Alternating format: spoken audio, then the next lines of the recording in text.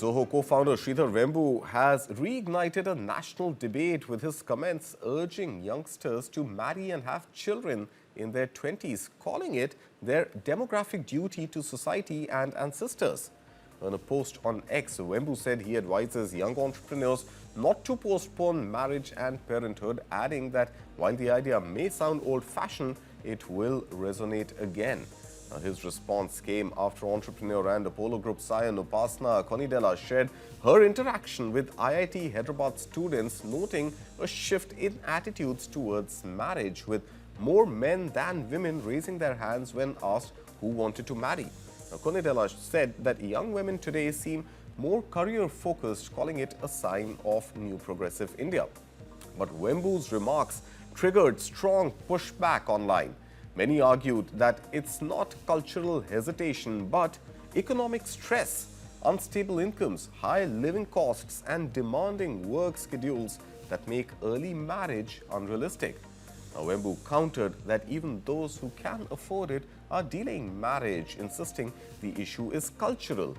He added that life is not a race, saying people have time to rebuild and excel even after setbacks. Well, let's understand the economics of this. Mithali Nikore, founder and chief economist at Nikore Associates, joins me this morning. Good morning, Mithali. Pleasure having you back here with us. Now, Zoho founder Sridhar Vembu's comments coming at a time when jobs seem to be difficult to come by and Gen Z very hesitant to go for long-term arrangements called marriage because they don't know how short-term their careers are. So first of all, Karthik, good morning. And I think, let's unpack this entire series of comments a little bit, even from a gender lens, because I think that's a very critical one. When the Zoho founder speaks about marry and have kids in your 20s, it's almost like he sees that the lifetime of caring for children will then end in a person's 20s, and they would not have to actually care for their children into their 30s. But that's not true. When you have a child, it becomes the responsibility primarily of the mother to take care of the child throughout the child's lifetime. That's a 20-year commitment at a minimum till the child turns 18. And if you look at the Indian society, even when you look at, say, I'm not saying don't even look at rural areas, let's look at urban areas, urban, affluent households and families. Mothers are spending an inordinate amount of time looking after their children's educational outcomes, looking after their health outcomes, looking after the family. And if you look at the data from the Government of India's Time Use Survey, which came out in 2024, there's absolutely been no reduction in women's care work. Women are still doing about 5 to 6 hours of care work every day, unpaid, and men do only 30 minutes. Right. So, when Vembu gives this advice, the advice that should also follow this advice is for men to take a charge of the care work and the unpaid care work that's happening in their households. Absolutely. So I agree with you. I think data definitely edges in favor of men rather than women when it comes to getting away from these household duties of marriage as well as raising children. But there's also something interesting that Vembu mentioned in his tweet, and that is a demographic duty. I mean, seriously, do you think Gen Z today has time to think about their demographic duty to a country where we are, in any case, the most populous country on the planet, and quality of life is something which is eluding pretty much everybody, no matter what age they belong to? Absolutely, Karthik. I mean, look at the state of our cities. I mean, at the end of the day, for any young person, whether they are, residing in a rural area, or if they are in a tier 4, tier 5, tier 6 city, they always aspire to come to a tier 1, 2, 3 city.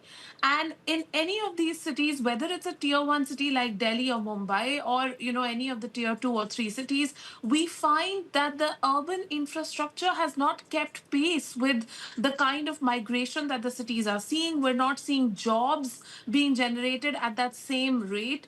And people, who should be, for example, as Vembu says, innovating and doing more work in agriculture, are also finding it hard to innovate and set up agri businesses, even Very though true. that can be the future of India. Absolutely, Mithali. And I also want to touch upon the Gen Z perspective here because it seems that it's obviously, the economic uncertainty, the job market being soft. These are issues that Gen Z is grappling with. But at the same time, it's not just Gen Z, even those who are older. And that's something you and I discussed yesterday. The conversation is not restricted to Gen Z.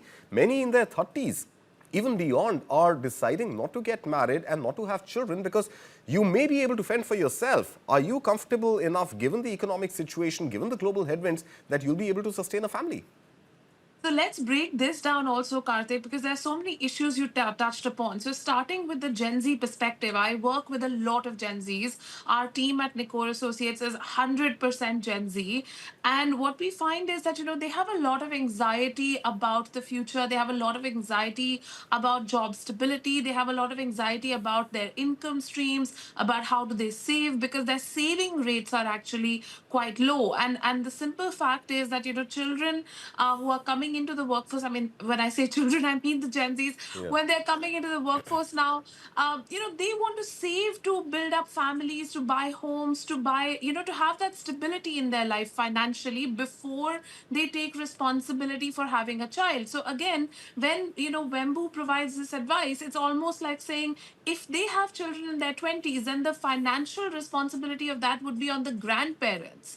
Yeah. And then he's presuming that they come from that economic background where, grandparents are able to take responsibility for two generations, not only for one generation, as Absolutely. well as for their own old age, which is a lot of financial, capital for any one family to have. And then there is the perspective of, the millennials and people in their 30s, and even many people in their 30s choosing not to get married or have kids, because several millennials now in the age of AI are seeing that their jobs are getting automated. They have to reskill, they have to, move to entrepreneurship to sort of take their careers ahead. And all of this requires a lot of financial capital as well. And you may use your savings just for, say, spurring your career or your business, and then not be able to afford to have kids. And the last point I'll make, Karthik, is really around the cost of raising children themselves in urban India. Again, I'm not speaking about rural or other areas, but literally in urban affluent neighborhoods, I have seen families paying up to 10 lakhs, 12 lakhs just for an annual school fees. I mean, just think about how those numbers have gone up. The financial burden of having a child is also increased considerably in certain pockets of the country. Right. So that's the economics of it, and I cannot disagree with you. In fact, on a single point, Mithali, I come from exactly the same conundrum and the same school of thought, but there's also a cultural shift specific to Gen Z. Today's generation wants to travel. Today's generation wants to explore the world. Today's generation wants to eat at the best restaurants and post pictures online and build their following on Instagram and other social platforms. Marriage may not be priority. So is this genuinely a cultural shift which Wembu is also referring to? So I think, Karthik, what we are seeing is not as much of a cultural shift, but much more of a impact of women's labor force participation and women's participation in the economy. And we've seen this in many other countries where the labor force participation rate for women increased, from its mid 20s to the mid 40s, as we're seeing in India today. I mean, in 2017, women's labor force participation in India was 23%. Today, it's 41%. Yes, I'll grant that the urban labor force participation rate still hasn't increased so much, but it's the highest it's been since independence at this point in time. So we're seeing a record number of women entering the labor force, and they don't want to bear this care burden on their own. They don't want to be, told that, oh, you have to marry this person, then you have to spend your entire life serving him, serving his family, serving their needs. It's also about your own life and your own needs. And what we find, even what you're mentioning on social media amongst Gen Z is also driven, considerably by women. Even amongst creators, there's a huge number of women coming in on Instagram, and we're seeing that, they are the influencers, the beauty influencers, and that's actually becoming a great career path for a lot of women in tier 2, tier 3 cities as well. All right. And just for one moment, let's cut Sridhar Vembu some slack and really look at objectively his advice. If children, or rather if Gen Z were not to have children in their 20s, then body cycles change, body clocks change, and it becomes more and more difficult to have children in 30s and any time beyond that. Is there a larger risk to India's demographic dividend if Gen Z decides not to marry and not to have children? So, Karthik, actually, I've been part of a lot of conversations amongst, those who feel that India's population might, growth might slow down to an extent that it goes below the replacement rate. And to each of them, I say the same thing, that if you really want to encourage young people to have children, and in India, marriage is not that much of an issue. We're still seeing, marriage rates which are close to 95% or above in most communities. So people do get married. Marriage is a cultural phenomenon that still attracts a lot of people.